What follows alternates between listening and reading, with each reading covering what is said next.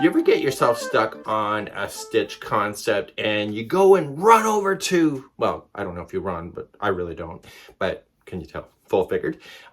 You run over to YouTube and you bang it in there how you do the next step, and then you go and do it and it's like, oh my God, I just ruined my project, only to realize that the advice that you had banged into YouTube actually doesn't make sense for what you're doing. I'm about to show you something that I didn't realize because I banged into YouTube on how to do something years ago and I completely ruined my Tunisian project. So today I'm going to take you over to the desk. And I'm gonna pull out my big Tunisian hook and I'm gonna show you a little tip on how to fasten off or cast off or bind off, whatever words that you want to use today. And I'm gonna show you a little simple little trick because I ruined the end of my Tunisian project one time because I banged it into YouTube wrong. So without further ado, let's go on over to the studio desk and let's get busy. Welcome to my channel, and I'm here to inspire you, give you crochet advice, and help you along with your next project. If you enjoyed this pattern, please give me a thumbs up or even comment so I can gauge your interest. It helps me to know what to film next. So let's look at my little dishcloth that I've been making. It's a mix of two different stitches. We have the Tunisian knit stitch and then we have the Tunisian purl stitch, and together it gives a rib stitching, and on the back it looks like this. So what's going to happen here is you look up online, you bang it into YouTube and say, well, how do you cast off, fasten off, or bind off? It's considered bind off or cast off technically. Fastening off is something that isn't a crochet term, but this is more knitting.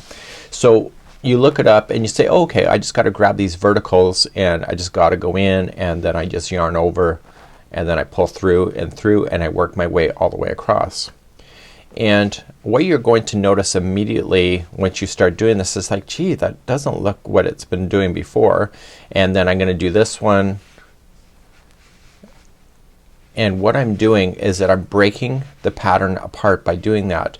See how at the end it does not look the same as your work, so therefore it will be very noticeable for you. So when you have different stitches like this, you have to change the bind off to match the stitch that you've been working with. So if you've been doing, in my case, Tunisian purl stitch here, Tunisian knit stitch, I have to bind off in the same stitching pattern. So let's begin to examine that. When you bind off, you want to match the stitch. So what we have to do is that we have to take this particular row here and finish it by the time we get to the other side. You'll notice that there's holes in your work, and when you do the bind off, it's going to be the bind off row that finishes it to make that more solid. So if I was doing the Tunisian knit stitch or the Tunisian purl stitch, which I just did here, I have to do it in the same manner. So I have to do the purl stitch in order to do the bind off. So I'm just going to do it as a Tunisian purl stitch, but usually I would leave it on to the hook and then I continue on, but I want to pull it through the original loop like that to finish it, and therefore it'll finish that properly. So the next one is a Tunisian purl stitch as well. So I pull through and I continue to pull through, and I'm eliminating out these stitches by doing so. This is a Tunisian knit stitch. So I've been going through the center, so I'm going to pull through, and when I pull through I'm going to continue to pull through the original loop to finish that. Do you see what I'm saying? If you change the stitch, the way that it's casting off or binding off to something that's generic as a Tunisian thing, you're going to ruin your project right at the end, which I've done. So this again is a purl stitch, and this is also a purl stitch, and I just know that because I've been working with this pattern overnight. So I've been doing this, and you can see that the way that you finished it off, that it takes the stitching right to the very end because you started it right at the very beginning. So why would you want to change it at the end like that? So you want to make sure that whatever you decide to do, that the way that you're binding off or casting off is in the same stitch format, so that it will take it right to the very edge. And that's my lesson today.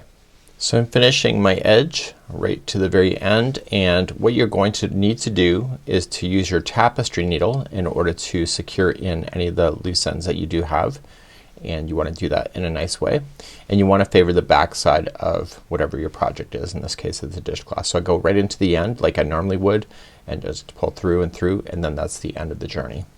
So I like to just trim this so long enough so I can get a tapestry needle into it, and to have it lock I just yarn over it and I pull through and it locks it like this, and I want to turn it to the back side.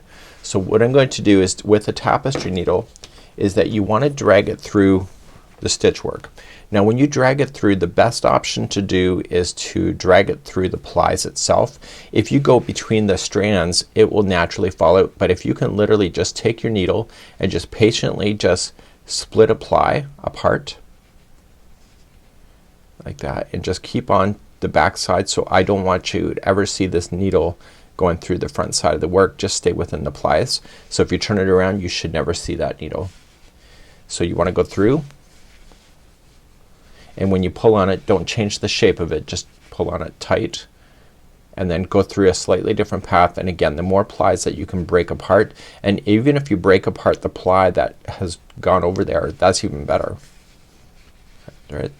And then you can just go back and forth. So you want to go back and forth a minimum of 3 times, and then you want to do that with any loose ends you have, including that very starting one that you did. So this would be how you would complete a bind off in the way of maintaining the stitch work, just like you see. So it looks pretty awesome just like that.